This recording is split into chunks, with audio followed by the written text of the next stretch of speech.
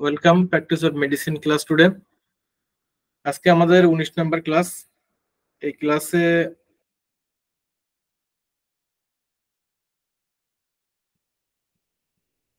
আজকে আমরা practice of মেডিসিনের গুরুত্বপূর্ণ দুটো টপিকস নিয়ে আলোচনা করব। এই ক্লাসটি জুড়ে আমি আসছি ডাক্তার কাজী সাব্বির আহমদ।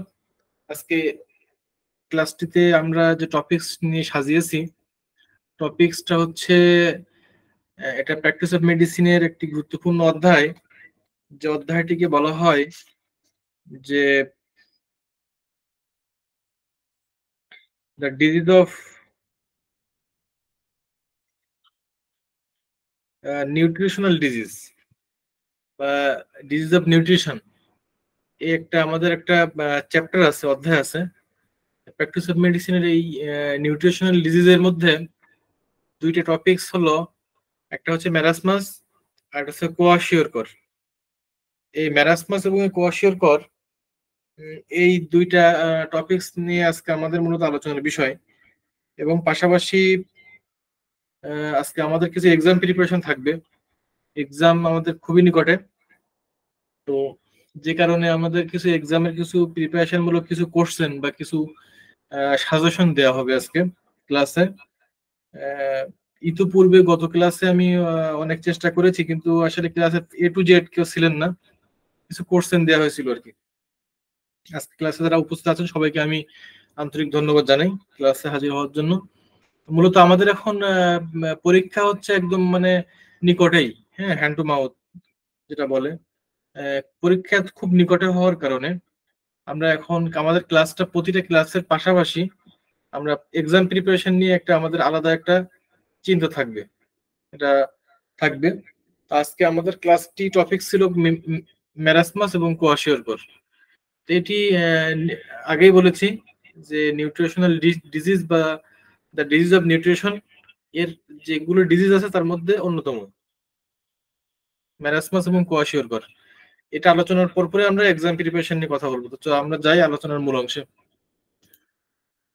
আজকে যে ম্যারাসমাস নিয়ে আলোচনা হবে, আমি মূলত আলোচনার যে মেন হেডিং গুলো, এই হেডিং গুলো নিয়ে আসছি, কিন্তু আলোচনা হবে বিশদ আকারে। বিষয়টা হচ্ছে যে ম্যারাসমাসটা মূলত কি জিনিস, এটা আমাদের আগে জানতে হবে।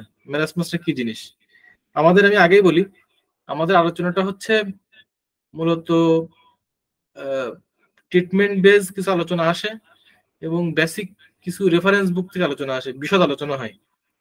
এই সব আলোচনাগুলো আমরা আসলে যদি ক্লাসগুলো শ্রবণ করি তাহলে আমরা বুঝতে সুবিধা হবে। আমাদের ম্যারাসমাসটা কি জিনিস এটা যদি আমি প্রথমে বুঝি, তো এটি হচ্ছে, আগে বলেছি, এটি হচ্ছে নিউট্রিশনাল ডিজিজের যে যে চ্যাপ্টার আছে, চ্যাপ্টারের একটা রোগ। তাহলে নিশ্চয়ই এটি বুঝতে হবে যে ল্যাক অফ নিউট্রিশন, যদি কোনো শিশুদের পুষ্টির অভাব হয়, পুষ্টির অভাবজনিত কোনো শিশু অভাব বোধ করে, এবং এটি এই শিশুদের পুষ্টির অভাবজনিত একটি রোগ। আর যখন এই পুষ্টির অভাব ঘটবে তখন আমাদের যে মানে পরিপাক ক্রিয়া রয়েছে, ডাইজেস্টিভ যে সিস্টেমটা আছে, সেখানে পাওয়ারটা কমে যাবে, দুর্বল হবে। এবং এই দুর্বলতা বশত এই শিশুদের খাদ্যের যে গ্রহণের যে অক্ষমতা এবং তার খাদ্য পরিপোষণ শোষণের যে অক্ষমতা, এটার জন্য তার পুষ্টিহীনতা দেখা দিবে এবং শিশুর টোটাল বডিতে এটার একটা প্রভাব পড়বে এবং শিশু আস্তে আস্তে ইমাসিয়েটেড হয়ে পড়বে। ইমাসিয়েটেড হওয়া অর্থাৎ শিশু শুকিয়ে যাবে। শিশু তার টোটাল বডিতে এটার প্রভাব পড়বে, অপুষ্টিটা তার দেখে আমরা বুঝতে পারবো এই শিশু অপুষ্টিতে আক্রান্ত। সে ইমাসিয়েটেড হয়ে পড়বে, সে শুকিয়ে যাবে, সে শীর্ণকায় হয়ে যাবে। এই যে প্রক্রিয়াটা, শরীরে পরিপোষণ ক্ষমতা থাকে না, তার শরীরে খাওয়ার রুচি থাকে না, তার অপুষ্টিহীনতা মানে পুষ্টিহীনতা ভোগে, অপুষ্টিতে ভোগে। এই সকল কারণে এই শিশু যে কন্ডিশন ফিল করে সেটি কন্ডিশনটিকে আমরা বলি ম্যারাসমাস বা শীর্ণকা। এই রোগটি আমাদের সমাজে এই শিশুদেরকে দেখতে পাওয়া যায়, বিশেষ করে তৃণমূল পর্যায়ে। তৃণমূল পর্যায়ে অনেক শিশু আছে ম্যালনিউট্রিশনে ভুগতেছে, এবং এই কারণে এই ম্যারাসমাস গুলো হয়ে থাকে। তাহলে আমরা বুঝলাম ম্যারাসমাস কি জিনিস। এই ম্যারাসমাস এটিওলজি কি, কোন কোন কারণের জন্য হয় এই এই এই ম্যারাসমাস, এটা আমরা জানবো। প্রথমে বলেছি ল্যাক অফ নিউট্রিশন, কোনো কথা হবে না এখানে। ল্যাক অফ নিউট্রিশন, পুষ্টির অভাব, এটি আমাদের একটি বেসিক। এবং ম্যারাসমাস ম্যারাসমাস এবং কোয়াশিওর কথায় কিন্তু প্রশ্ন আসে পরীক্ষায়, খুবই গুরুত্বপূর্ণ আলোচনা। প্রশ্নটি এরকম আসতে পারে যে ম্যারাসমাস এবং কোয়াশিওর পরের মধ্যে পার্থক্যটা কি, এরকম ভাবে প্রশ্ন আসে। তো কখনো কখনো আসে যে ম্যারাসমাস কি, কোয়াশিওর পর কি, এরকম প্রশ্ন আসে। তো এগুলো একটু জাস্ট ব্রেনটা একটু ব্রেনে নিতে হবে যে আসলে মূল থিমটা কি, এবং নিজের মতন করে করে আমরা লিখতে পারবো। ল্যাক অফ নিউট্রিশন, পুষ্টির অভাব মেন কারণ। এবং পুষ্টির অভাবের কারণে যে রোগগুলো হয় সবই কিন্তু এই ম্যারাসমাসের কারণে হয়, এবং শিশু শুকিয়ে যায়, শীর্ণকায় হয়ে যায়। শিশু দেখা যায় যে অনেক সময় তার যে গ্রোথ গ্রোথ ঠিক থাকে না, গ্রোথের উপরে একটা প্রভাব পড়ে, এবং তার দেখা যায় যে সে আমাদের যে ক্রনিক ডিজিজের যে কনসেপ্ট রয়েছে, সোরিক সেপিলিটিক এবং সাইকোটিক টিউবারকুলার, যে এই যে কনস্টিটিউয়েন্ট রয়েছে অর্গান অফ মেডিসিনের যে 79, 80 এবং 81 যে সূত্রটি আমরা ধারণ করি আমাদের ক্রনিক ডিজিজের ক্ষেত্রে, সেখানে দেখা যায় রোগী সিফিলিটিক একটি ধাতুতে রূপান্তরিত হয়, এবং সিফিলিটিক কিছু কারণ, এবং এই কারণগুলোর জন্য রোগী আরো বেশি দুর্বল হয়ে পড়ে।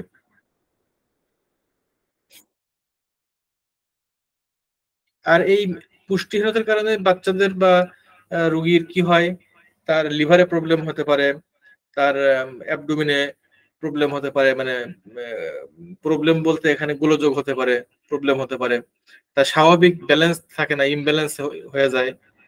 হ্যাঁ, এবং মেন বিষয়টা হচ্ছে শরীরের যে টিস্যুগুলো, এই টিস্যুগুলো মানে ডিস্ট্রয় হয়ে যায়, এবং শরীরের টিস্যুগুলো ডিস্ট্রয় হয়ে যাওয়ার কারণে এই শিশুরা কি হয়, এই শীর্ণকায় হয়ে যায়, মানে শুকিয়ে যায়।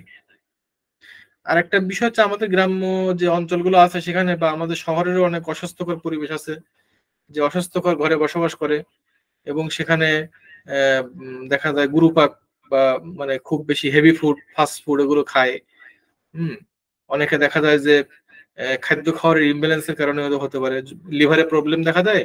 লিভারে প্রবলেম দেখা দিলে ওই খাদ্যটা ঠিক মতো পরিপোষণ হয় না, যে কারণে সেটি পরিপোষণ না হওয়ার কারণে সেখানে গোলযোগ থাকে, এবং সেখানে শরীরের যে শক্তি এটি আসলে আসে না। পুষ্টিকর যে পুষ্টির যে অভাব সেটা কিন্তু শুধু খায়, কিন্তু সেখান থেকে পুষ্টিকর কিছু আসে না লিভারের প্রবলেমের কারণে। যদি কোনো পিতামাতার, মানে এখানে কিন্তু আবার পিতামাতার কাছ থেকেও শিশু পেতে পারে, ইনহেরিটেড, যেটাকে আমরা বলি বংশগতি। বংশগত হবে কোনো পিতামাতা যদি সিফিলিটিক গ্রস্ত থাকে, বা কোনো পিতামাতার যে কোনো একজনের যদি টিউবারকুলোসিস থাকে বা যক্ষ্মা থাকে, এরকম সন্তানদের কিন্তু বংশগতভাবে এই রোগে তারা ভুগতে পারে। এবং এটি হলে কি হয়, শিশুদের রোগ প্রতিরোধ ক্ষমতাও কমে যায়। এই বিভিন্ন কারণে কিন্তু এই মেরাসমাস হয়ে থাকে। এখন আমরা জানবো ক্লিনিক্যাল ফিচার কি, অর্থাৎ কিছু লক্ষণ বা উপসর্গ বিষয়গুলো নিয়ে কথা বলবো। মেরাসমাস রোগী আমরা আমরা আমরা আমরা তো চিনবো কিভাবে, কিছু লক্ষণ দেখে চিনতে হবে। যেমন রোগীর আহ হঠাৎ করে জ্বর আসে, হ্যাঁ, এই বিশেষ করে সন্ধ্যাবেলা জ্বর বৃদ্ধি পায়, রোগী আস্তে আস্তে আস্তে আস্তে দুর্বল হয়ে পড়বে। তারপরে একটা সময় রোগী অবসন্ন হয়ে পড়ে, উঠতে পারে না, মানে রোগী যেন মনে করে যে সেই মুহূর্তে একটু পরে সে মারা যাবে, এতটাই দুর্বল হয়ে পড়ে। দুর্বলতার একটা টার্সিয়ারি লেভেল সে সে ক্রস করবে আর কি। আর এই প্রক্রিয়াটা কিন্তু হয় যদি তার লিভারে প্রবলেম থাকে, লিভারের যে ব্যালেন্স না থাকে, হ্যাঁ, লিভার কাজ না করলে অনেক সময় তার পুষ্টির যে খাদ্যগুলো খাচ্ছে সেটা যে পুষ্টিতে রূপান্তরিত হবে, মানে এটা কনভার্ট টু নিউট্রিশন সেটা হয় না, সেখানে ব্যাহত হয়। আমরা জানি লিভার থেকে যে জুস গুলো সিক্রেশন করে সেখান থেকে এটা পাকস্থলী থেকে হাইড্রোক্লোরিক অ্যাসিড, আমরা এগুলো ফিজিওলজিতে পড়েছি, হাইড্রোক্লোরিক অ্যাসিডের মাধ্যমে সেখান থেকে এটাকে খাদ্যকে পরিবেশন করে এটাকে পুষ্টিতে রূপান্তর করে, এবং সেখানে অনেক কেমিক্যালাইজড বিক্রিয়া ঘটে, তারপরে সেটি রক্তের সাথে মিশে যায়। অনেক প্রক্রিয়া আছে এখানে, কিছু ফিজিওলজিক্যাল টার্ম আছে এখানে, কজ আছে, আমরা ওদিকে না যাই। তো এই কারণে মূলত আমরা এই লক্ষণগুলো দেখলে বুঝবো যে মেরাসমাস। আরো কিছু লক্ষণ আছে, যেমন আম, রাতে জ্বর আসে, পিপাসা থাকবে, অস্থিরতা থাকবে, রোগী রেস্টলেসনেস, হ্যাঁ, এরপরে ঘুম নিদ্রা থাকবে না, নিদ্রা কমে যাবে, এগুলো থাকবে। এরপর তার অ্যাবডোমিনে সোলেন থাকবে, অ্যাবডোমিন ফুলে যাবে, কামড়াবে, ব্যথা করবে পা গুলো, হ্যাঁ, মানে পায়ের মানে কামড়াবে, পা ব্যথা করবে। শিশুর যে মাংস পেশিগুলো এগুলো শুকিয়ে যায়, ক্ষুধা থাকে না, এই এই সমস্যাগুলো থাকে। এরপর দেখা যায় যে পেট গুলো ফুলে যায়, তার পাতলা পায়খানা হয়, কোষ্ঠকাঠিন্য দেখা দেয়, এবং পেটে ব্যথা থাকে। এই লক্ষণগুলো ম্যারাসমাসের রোগীদের। আর ম্যারাসমাস দেখলে চেনা যাবে ম্যারাসমাসের রোগী দুর্বল থাকে এবং নিউট্রিশন, পুষ্টির অভাব থাকলে দেখলে আমরা বুঝতে পারবো যে এই রোগীটা ম্যারাসমাসে আক্রান্ত, আমরা আইডেন্টিফাই করতে পারবো। এখন এর কিছু কমপ্লিকেশন রয়েছে। এই যে ম্যারাসমাসের যে কমপ্লিকেশন, এই কমপ্লিকেশন গুলো কিছু কমপ্লিকেশন থাকবে, এটা স্বাভাবিক। যেমন এই কোয়াশিওর এই মেরাসমাসের যে শিশুরা, এই শিশুরা মেরাসমাসের শিশুরা একটা সময় বিকলাঙ্গ হয়ে যেতে পারে। সবাই যাবে এমন বিষয়টা না, তবে এমন কিছু বিষয় হয়, এমন কিছু প্রেক্ষাপট সৃষ্টি হয় কিছু কিছু বাচ্চাদের ক্ষেত্রে, তারা বিকলাঙ্গ পর্যন্ত হয়ে যায়। এগুলো হচ্ছে কমপ্লিকেশন। যদি লিভার বড় হয়ে যায়, যেমন এটাকে বলা হয় হেপাটোমেগালি, লিভার যে এটা বড় হয়ে যায়, অনেক শিশুদের লিভার বড় হয়ে যায়, এটাকে আমরা হেপাটোমেগালি বলি। এটা খুবই রিস্কফুল, হ্যাঁ, এটা খুবই রিস্ক। লিভার বড় হয়ে যাওয়াটা একটা রিস্কের ব্যাপার। কোনো কোনো সময় দেখা যাচ্ছে স্প্লিনের প্রবলেম হয়, স্প্লিনের প্রবলেম দেখা দেয়। আমাদের যে পেট আছে, উদরে যেটা বলে আমাদের পেট, অ্যাবডোমিন, এখানের গ্ল্যান্ড গুলো বড় হয়ে যায়, এই মেরাসমাসের কারণে, অপুষ্টির কারণে হতে পারে। ক্ষয় তো রয়েছে বললাম, এবং শরীরের বিভিন্ন বিভিন্ন পার্টের, বিভিন্ন অঙ্গের ইমব্যালেন্স হতে পারে, বিকৃতি দেখা দিতে পারে। এগুলো ম্যারাসমাস হলে এগুলো হতে পারে, হবে শিওর না। এটা যে প্রত্যেক বাচ্চাদের হবে বিষয়টা এমন না। কারো কারো ক্ষেত্রে পেট বড় হতে পারে, কারো কারো ক্ষেত্রে দেখা যায় যে আহ, উম, তার বিভিন্ন অঙ্গের, হ্যাঁ, বিকল্প, মানে সেই হতে পারে, অঙ্গের ব্যালেন্স থাকবে না, বিকৃতি হতে পারে। কারোর দেখা যায় যে অ্যাবডোমেন বড় হয়ে যেতে পারে, কারোর স্প্লিন প্রবলেম হতে পারে। সেখানে দেখা যায় যে বাচ্চার স্প্লিন থেকে যে হরমোনগুলো সিক্রেশন করে, সেই হরমোনগুলো সিক্রেশন হচ্ছে না, এরকম হতে পারে। এগুলো কমপ্লিকেশন। যাই হোক, আমরা হোমিওপ্যাথিক কিছু ম্যানেজমেন্টের দিকে যাব, হোমিওপ্যাথিক ম্যানেজমেন্টের দিকে যাব আমরা। যেমন মূল বিষয় হচ্ছে এই শিশুদের মানে ডাইজেস্টিভ সিস্টেমটা আগে ঠিক করতে হবে, এটা মূল টার্গেট থাকতে হবে, এবং সেই দিক দিয়ে খেয়াল রাখতে হবে আর কি। এবং শিশুকে যে যে কাজগুলো করতে হবে, কিছু লাইফ স্টাইলের কিছু চেঞ্জ করার জন্য বলতে হবে। যেমন সকালে মুক্ত বাতাস, হ্যাঁ, গ্রামের দিকে মুক্ত বাতাস পাওয়া যায়, এই মুক্ত বাতাসে থাকতে হবে, এবং তাকে নিয়মিত খেয়াল রাখতে হবে। সকালে যে সূর্যের রশ্মিটা শরীরে লাগলে, হুম, যে একটা ভিটামিন শরীরে হয়, এইটা বলতে হবে, যে বাচ্চা যেন সূর্যের আলো পায়, মুক্ত বাতাসের তার শরীরের সাথে অ্যাডজাস্ট হয়।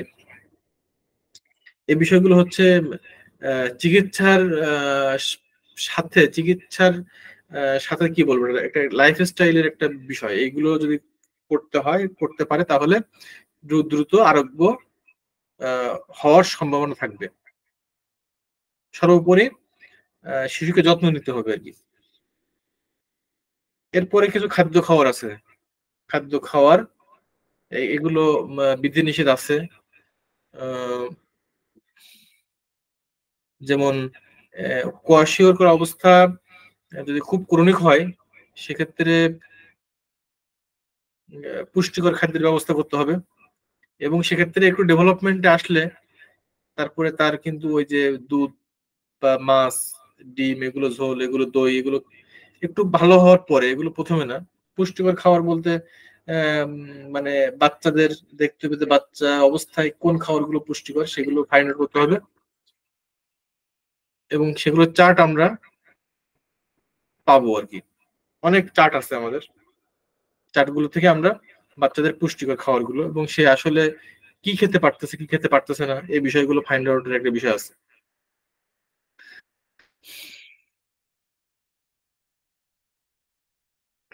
আবার একটা বিষয় হচ্ছে, কিছু কিছু বাচ্চাদের কিন্তু দুধ সহ্য হবে না, কিছু কিছু বাচ্চাদের এগুলো সহ্য হয় না, তো বিষয়গুলো খেয়াল রাখতে হবে। সকল বাচ্চা সমান না, সকল কোয়াশিয়র সমান না। এগুলো হচ্ছে মূলত তুলনামূলক কিছু বেসিক চেঞ্জ থাকবে। এগুলো বললাম কেন, অনেক সময় কোশ্চেনে আসে যে ডিফারেন্স বিটুইন কোয়াশ, মেরাসমাস এন্ড কোয়াশিয়র, পার্থক্যগুলো কি কি।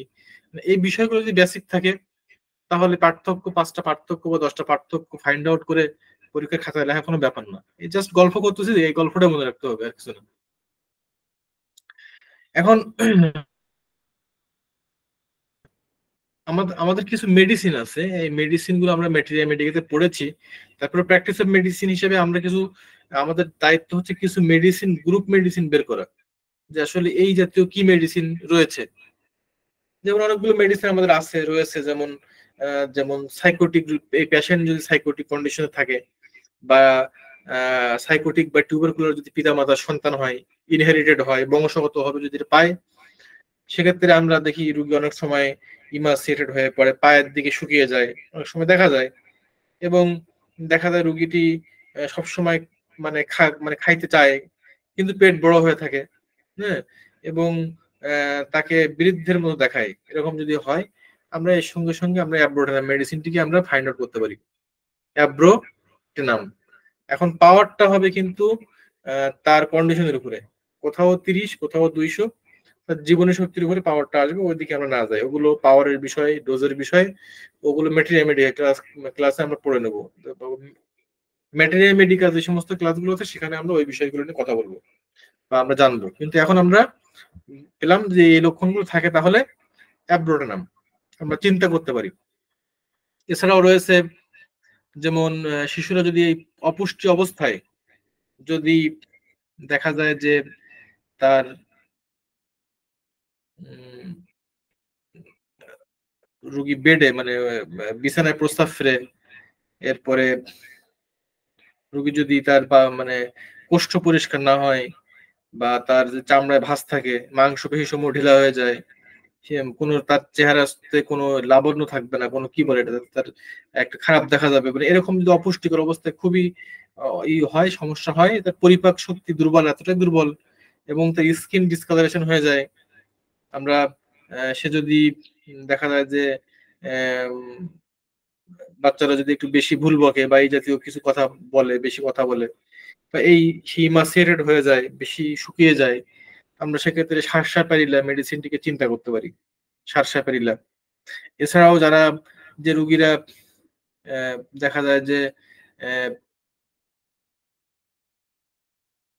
মানে অত্যন্ত শুকিয়ে যায়, এতটাই শুকিয়ে যায় যে তারা বুকের হাড়গুলো চেনা যাবে, বুকের যে রিপস গুলো আছে, এই রিপস গুলো মানে একটা একটা করে গুনে বের করা যাবে। যদি বিষয়টা এমন হয়, এতটাই ইমাসিয়েটেড হয়ে পড়ে, আহ, তাহলে আমরা সেখানে আমরা আর্জেন্টাম নাইট্রিকাম আমরা এটা চিন্তা করতে পারি, খুবই জীর্ণশীর্ণ হয়ে পড়বে। এরপরে আর্জেন্টাম নাইট্রিকাম খুবই গুরুত্বপূর্ণ একটা মেডিসিন। শিশু যদি কোনো আয়োডিনের অভাব হয় বা এই জাতীয় কোনো প্রবলেমে শুকিয়ে যায় এবং তার এরকম জ্বর আসে, তাহলে সেক্ষেত্রে আমরা আয়োডিয়াম মেডিসিনটি আমরা চিন্তা করতে পারি। আয়োডিয়াম এই মেডিসিনটি আমরা চিন্তা করতে পারি। অত্যন্ত শিশুর ক্ষুধা বেশি আছে এবং সে খাচ্ছেও, শিশুর ক্ষুধা আছে, খাচ্ছে, কিন্তু সে আবার শুকিয়ে যাচ্ছে, এবং তার গ্ল্যান্ড সমূহ এনলার্জড হয়ে যাচ্ছে, বড় হয়ে যাচ্ছে।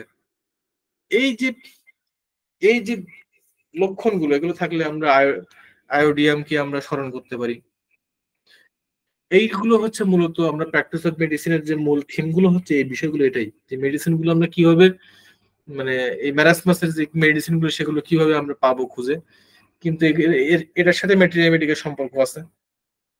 আমরা ম্যাটেরিয়া মেডিকা বইগুলো ভালো করে পড়বো, তাহলে আমাদের বাছাই করতে আরো সুবিধা হবে। এছাড়াও আমাদের সাইলেশিয়া নামে একটা মেডিসিন আছে, যেমন সাইলেশিয়া রোগীদের মাথাটি বড় থাকে, পেট উঁচু থাকে, আর পুষ্টিহীনতার কারণে পেট, এমনি বাচ্চাদের মোটা হয়ে থাকে, যাদের পুষ্টিহীনতা পেট মোটা হয়ে থাকে। তো এটা আমরা সাইলেশিয়াকে চিন্তা করতে পারি। যদি সাইলেশিয়ার লক্ষণ পাই, শিশুদের মধ্যে কোষ্ঠকাঠিন্য থাকবে, হ্যাঁ, যে বাথরুম হচ্ছে এমন যে বাথরুম একটু বের হয়ে যাচ্ছে, হ্যাঁ, বের হয়ে কিছুটা হইলো, আবার হঠাৎ করে ভিতরে ঢুকে গেছে, আর হচ্ছে না, এরকম যদি হয়, যে মল দেখা গেছে যে যে রেশিওতে বেরোর কথা অর্ধেক বেরোইছে আর অর্ধেক ভিতরে ঢুকে আছে, বেরোচ্ছে না, এই লক্ষণগুলো থাকবে, দুর্গন্ধ থাকবে, হ্যাঁ, এই বাচ্চাদের বাথরুমে এসে শীতকাতর হবে, প্রচুর ক্ষুধা, আবার অনেক বাচ্চাদের আবার ক্ষুধা থাকবে না, ক্ষুধাহীনতা, দেহ ক্রমাগত শুকিয়ে যাচ্ছে। হ্যাঁ, এই সকল বিষয়গুলো আহ, দেখতে পেলে আমরা সাইলেশিয়াকে চিন্তা করতে পারি, সাইলেশিয়া মেডিসিনকে আমরা চিন্তা করতে পারি। আর এছাড়াও আরো যে কিছু মেডিসিন রয়েছে, আমরা প্র্যাকটিস অফ মেডিসিনে এই মেডিসিন গুলো পাবো, কোয়াশিওর করে আমরা যদি পাবো, আমরা মাঝে মাঝে এগুলো দেখবো। সেগুলো হচ্ছে নেট্রামিউর আসতে পারে, লাইকোপোডিয়ামও এখানে আসতে পারে, ক্যালকেরিয়া কার্ভ আসতে পারে, কিছু হৃষ্টপুষ্ট থলথলে যে যে বাচ্চাগুলো, হ্যাঁ, ম্যাগনেসিয়াম কার্বনিকাম আসতে পারে, পডোফাইলাম আসতে পারে। পডোফাইলাম যদি রেসপিরেটরি ইসের ডাইজেস্টিভ ফাংশনে যদি খুব বেশি প্রবলেম হয়, আমরা পডোফাইলাম মেডিসিনটাকে চিন্তা করতে পারি। এরপরে বাচ্চাদের যদি প্যারাসাইটস গুলো থাকে পেটের মধ্যে, যেমন কৃমি থাকে, এরকম যদি কোনো থাকে, তাহলে আমরা সিনাকে আমরা চিন্তা করতে পারি। অ্যাসিড ফস মেডিসিন আছে, ভালো মেডিসিন চিন্তা করতে পারি। বাচ্চা যদি খুব বেশি কান্নাকাটি করে এবং ক্যামোমিলার লক্ষণ থাকে, আছে কিনা দেখতে হবে, ক্যামোমিলাকে চিন্তা করা যাবে কিনা। এই এই হচ্ছে মূলত বেসিক কিছু পার্থক্য। এই বিষয়গুলো নিয়ে আমরা এই মেডিসিনে আমরা আসতে পারি, এবং মেডিসিন তার চিন্তা করতে হবে খুবই সাবধানতার সাথে। যাই হোক, এটা আমরা বেসিক কিছু গল্প করলাম আর কি, ম্যারাসমাস নিয়ে গল্প করলাম। এই গল্পটা যদি একটু মনে রাখা যায়, তাহলে এই ম্যারাসমাস নিয়ে যতগুলো কোশ্চেন হবে এর মধ্যে, এর বাইরে না। প্রশ্ন হতে পারে ম্যারাসমাস কি জিনিস, ওর সাথে জুড়ে দিতে পারে যে ক্লিনিক্যাল ফিচার গুলো কি কি, লক্ষণগুলো কি কি, অথবা আসতে পারে 5টি হোমিওপ্যাথিক মেডিসিন উল্লেখ করো। এমন আসতে পারে যে ম্যারাসমাস কি, সাথে যোগ করতে পারে যে 5টি হোমিওপ্যাথিক মেডিসিন নিয়ে একটু বর্ণনা করো ম্যারাসমাস সম্পর্কে, বা 5টি হোমিওপ্যাথিক মেডিসিন লিখো, এরকম আসতে পারে। অথবা আসতে পারে যে ম্যারাসমাসের কারণ কি এবং কি ক্লিনিক্যাল ফিচার কি, এরকম আসতে পারে। প্রশ্নগুলো এর মধ্যে আসবে, এর বাইরে যাবে না। আচ্ছা, এখন আরেকটা টপিকস আছে আমাদের, সেই টপিকসটা হচ্ছে কোয়াশিওর কর। এই কোয়াশিওর কর একটু মেডিসিন আমরা জানবো আজকে। কোয়াশিওর কর, কোয়াশিওর কর, ম্যারাসমাস যেখানে সেখানে কোয়াশিওর কর থাকবে, এর দুইটা ওতপ্রোত সম্পর্ক। এখন কেন সম্পর্ক? সম্পর্কটা হচ্ছে কারণে যে ম্যারাসমাসটা হচ্ছে আহ, এটা অপুষ্টিজনিত রোগ, আর কোয়াশিওরকর এটাও অপুষ্টিজনিত রোগ। দ্য ডিজিজ অফ নিউট্রিশন অধ্যায়ে বা নিউট্রিশনাল ডিজিজের যে কয়েকটি রোগ আছে, তার মধ্যে এই দুইটা অন্যতম। তাহলে কোয়াশিওরকরটা কি জিনিস? এটাও তো পুষ্টির অভাবের কারণে। এখন একটা হচ্ছে পুষ্টির অভাবের কারণে শরীর ইমাসিয়েশন হচ্ছে, শুকিয়ে যাচ্ছে, সেটি হচ্ছে ম্যারাসমাস। আর কোয়াশিওরকর হচ্ছে এটাও শিশুদের, মানে যে পুষ্টি বা প্রোটিন জাতীয় খাদ্যের যে অভাবের কারণে যে পুষ্টিহীনতা হচ্ছে, এর কারণে হাত পা একটু ফুলে যাচ্ছে। এবং এই যে হাত পা ফুলে যাচ্ছে, এটা যে অস্বাস্থ্যকর পরিবেশ, মানে সরি, এই মানে তার যে শারীরিক যে কি হচ্ছে এখানে, হাত পা ফুলে যে সে যে কষ্ট ভোগ করছে, এটি হচ্ছে কোয়াশিওরকর। এই অবস্থাকে বলছে কোয়াশিওরকর। একটা হচ্ছে পুষ্টির অভাবের কারণে শুকিয়ে যাচ্ছে, সেটি হচ্ছে ম্যারাসমাস। আর পুষ্টির অভাবের কারণে হাত পা ফুলে যাচ্ছে, এটি হচ্ছে কোয়াশিওরকর। এগুলো হচ্ছে ব্যাখ্যা। এখানে এভাবে আমরা ব্যাখ্যাটা লিখতে পারি। একটা হচ্ছে পুষ্টির অভাবের কারণে হাত পা ফুলে যাচ্ছে, শরীরের ইমব্যালেন্স হচ্ছে, এটা হচ্ছে এই অবস্থাকে বলছে কোয়াশিয়রকর। কারণ কি কি কি কারণে হতে পারে? কারণগুলো হচ্ছে খুবই সিম্পল। এটা জীবাণু সংক্রমণের কারণে হতে পারে। এরপরে প্রোটিন জাতীয় খাদ্যের অভাবের কারণে হতে পারে, ভিটামিনের অভাবের কারণে হতে পারে। এরপরে হোমিওপ্যাথিক যে ফিলোসফি, এই ফিলোসফিক্যাল দর্শনের মধ্যে একটা আছে টিউবারকুলার পেশেন্ট, অথবা যে স্ক্রোফুলা যে ধাতুগুলো, এই স্ক্রোফুলা ধাতু গত অবস্থা হতে পারে, বা টিউবারকুলার ধাতুগত অবস্থা হতে পারে, অথবা ইনহেরিটেড বংশগত কারণেও এটা আসতে পারে। যেমন পিতার সিফিলিটিক, মায়ের হচ্ছে সাইকোটিক বা টিউবারকুলার হতে পারে, দুটো সংমিশ্রণে এটা আসতে পারে। এখন এটা এগুলো হচ্ছে আসতে পারে কারণগুলোর মধ্যে অন্যতম কারণ এটিওলজি। এরপরে সবচেয়ে কম বয়সী বাচ্চাদের, 3 বছর বাচ্চাদের, 2 বছরের বাচ্চাদের, 4 বছরের বাচ্চাদের, 5 বছরের বাচ্চাদের এই রোগগুলো বেশি দেখা যায়। গেল এটিওলজি আমরা জানলাম। আমরা মূলত জাস্ট এই কথাগুলো একটু মনে রাখবো আর কি, জাস্ট মুখস্থ না, জাস্ট একটু কয়েকবার রিহার্সাল দেবো ক্লাসের পরে, নিজেরা নিজেরা শুনবো, দেখবেন মনে থাকবে। এখন দেখেন এটার লক্ষণ কি। লক্ষণ যেটা প্রশ্ন আসতে পারে যে কোয়াশিয়রকরের লক্ষণগুলো কি কি, অথবা এটাও আসতে পারে কোয়াশিয়রকরের উপসর্গ কি, অথবা আসতে পারে কোয়াশিয়রকরের ক্লিনিক্যাল ফিচার কি। কোয়াশিয়রকরের ক্লিনিক্যাল ফিচার কি, এই তিনটা একই শব্দ। লক্ষণ, লক্ষণাবলী যা, ক্লিনিক্যাল ফিচার তাই, উপসর্গও তাই, কিন্তু মানে কোর্সেনটা এক এক বছর একটু ঘুরাই দেওয়া হয়, আর কিছু না। এখন লক্ষণগুলো কি বা ক্লিনিক্যাল ফিচার গুলো কি, যে আগেই বলেছিলাম সংজ্ঞায়, হাত পা ফুলে যাবে এবং সেখানে মনে হবে যেন হাত পা পানি জমে গেছে, এরকম ইডিমা, মানে ইডিওমেটিক হ্যান্ডস এন্ড লেগ। এখানে হাত পা ফুলে স্রোতের ন্যায় দেখা দেয়, হাত পা গুলো ফুলে যায়। স্রোত বলতে এখানে অনেক সময় হাত পা চোখের নিচে ফুলে দেয়, এগুলোকে আমরা স্রোত বলি, ইডিমা বলি, ওই রকম টাইপের হয়ে যায়। সমস্ত শরীরে মানে অপুষ্টির একটা চিহ্ন রেখে যাবে, অপুষ্টি, এই যে কোয়াশিয়র করে, কারণ তারা ফুলে যায়। হ্যাঁ, এবং ফুলে গেলে কি হবে, শিশু কিন্তু ঠিক মতো হয় না, তার গ্রোথ ঠিক মতো হয় না, পাতলা পায়খানা হতে পারে, এরপরে ডায়রিয়া হতে পারে, তার রক্ত হীনতা বা রক্ত স্বল্পতা দেখা দেবে, স্বাভাবিক অপুষ্টিজনিত কারণে রোগ। মুখে এবং জিহ্বায় ঘা হবে। এই কয়টা লক্ষণ, 5টা লক্ষণ আমরা মনে রাখবো। 1 নম্বর হচ্ছে মুখে ও জিহ্বায় ঘা হবে। হ্যাঁ, এনিমিয়া কন্ডিশন হবে, মানে রক্তহীনতা দেখা দিবে, পাতলা পায়খানা, ডায়রিয়া এগুলো দেখা দিবে, সমস্ত শরীরে অপুষ্টির একটা চিহ্ন থাকবে।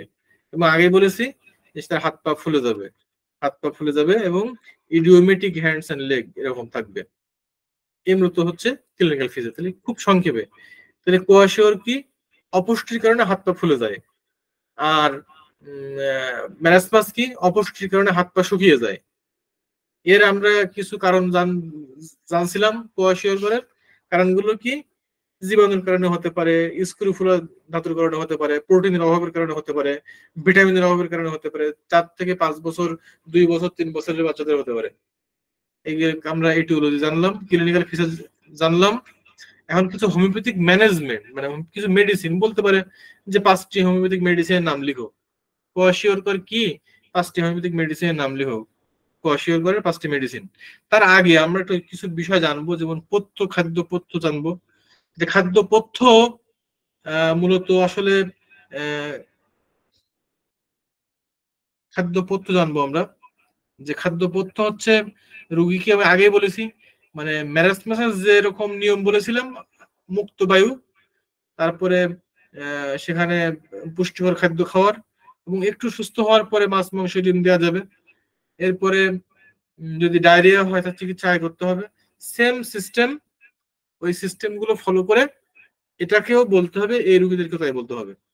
কিছু মেডিসিন আছে, যেমন আমরা বলতে পারি যে রুগীর যখন মুখ ফ্যাকাশে হয়ে যাবে, পাংশটা দেখাবে, এবং রুগী যখন রক্তহীনতা দেখা দিবে, আমরা ফেরামমেটকে আমরা চিন্তা করতে পারি। অত্যধিক দুর্বল, রুগী শুকিয়ে যায়, অস্থির, ফেরামমেট আমরা দিতে পারি। কেলিকার্ব দিতে পারি, কেলিকার্ব মেডিসিনটা আসতে পারে। কেলিকার্ব, রোগীর রক্ত শূন্য হয়ে যাবে, গায়ে চামড়া ফ্যাকাশে দেখা দেবে, এগুলো সবই ল্যাক অফ কি মানে প্রোটিন মানে ভিটামিন।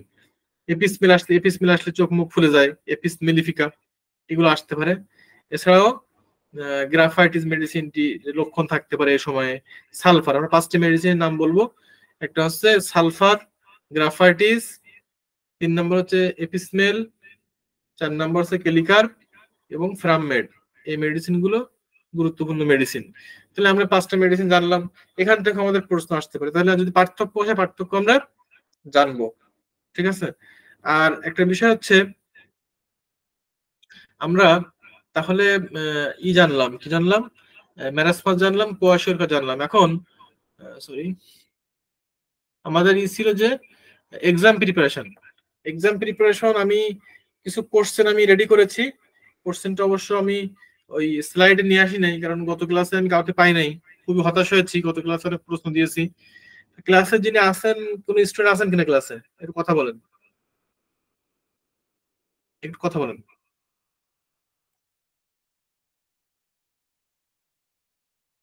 আমি কিছু কোশ্চেন দিব, কোশ্চেন গুলো একটু লিখে নিতে হবে, অথবা কোশ্চেন গুলো আমি কিভাবে দিতে পারি, আমি কি কোশ্চেন গুলো নেক্সট ক্লাসে স্লাইড আকারে দেবো কিনা। এই প্র্যাকটিসার মেডিসিনের 20 থেকে 30টি কোশ্চেন দিব আমি, এটি স্লাইড আকারে যদি আপনারা যদি সবাই ক্লাসে থাকেন, স্টুডেন্ট যারা আছেন সবাই ক্লাসে উপস্থিত থাকলে আমি প্রায় 30টির মতো কোশ্চেন আমি স্লাইড আকারে দিয়ে দেবো।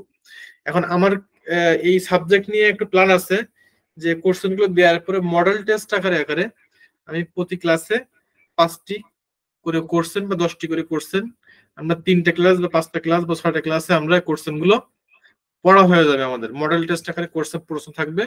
এই মডেল টেস্ট গুলো যদি আপনারা দেন তাহলে অবশ্যই এখান থেকে একটা ফিডব্যাক আসবে, পরীক্ষার সময় আপনাদের জন্য সুবিধা হবে। তো এভাবে করে এক্সামের প্রিপারেশন নিয়ে আজকে আলোচনা করতাম, যদি আপনারা কথা বলতেন, কারোর কোনো পরামর্শ আছে কিনা এক্সাম প্রিপারেশন নিয়ে। স্যার এখন কি প্রশ্ন আকারে আছে নাকি স্যার? হ্যাঁ, আমার কাছে কিছু প্রশ্ন আছে, আপনারা যদি চান তাহলে আমি এখন মুখে বলতে পারবো, আপনি লিখে নিতে পারবেন। স্যার ওই আমার পরামর্শ ছিল স্যার, যে মডেল টেস্ট আকারে বলছিলেন স্যার, এটাই ভালো হবে। তো আমার এটা ভালো হবে বলে মনে হচ্ছে স্যার। আচ্ছা, এখন বিষয় হচ্ছে যে আমি তো অনেকগুলো ক্লাস নিয়ে ফেলেছি, হ্যাঁ। তো জি এর স্যার। মধ্যে আপনাকে আমি মাঝে মাঝে পেয়েছি, তো আপনার সাথে কি আর কেউ আছেন, আপনার ক্লাসে আরেকজন মনে হয় থাকতে পারে। জি স্যার, আরেকজন ছিল কিন্তু ওনাকে তো দেখছি না। উনি তো আমি এই পর্যন্ত ওনাকে খুব অল্প ক্লাসে পেয়েছি। তো আপনাকে দিলে এখন বিষয় হচ্ছে আপনার সাথে কোনো কোনো কানেকশন আছে কিনা। জি স্যার, ওই হোয়াটসঅ্যাপ গ্রুপে আছে স্যার। আচ্ছা, তাহলে আপনি ক্লাসে যে একটু রিসিভ করেন, করে ওনাকে একটু হেল্প করবেন, কেমন। জি স্যার, আচ্ছা, তাহলে ইনশাআল্লাহ স্যার। আমি কি আগামী ক্লাসে কোশ্চেন গুলো মডেল টেস্ট আকারে নিব, যদি আপনি একটু অ্যাক্টিভ থাকেন, কষ্ট করেন, তাহলে আমি কোশ্চেন গুলো বলতে পারি। প্রশ্নগুলো কি এখন লিখে নেবো স্যার, না? আপনার কাছে খাতা কলম একটু, সামনে খাতা কলম একটু ধরেন, আমি কিছু কোশ্চেন বলবো, কোশ্চেন গুলো আপনি একটু লিখে নিলে ভালো হবে আর কি।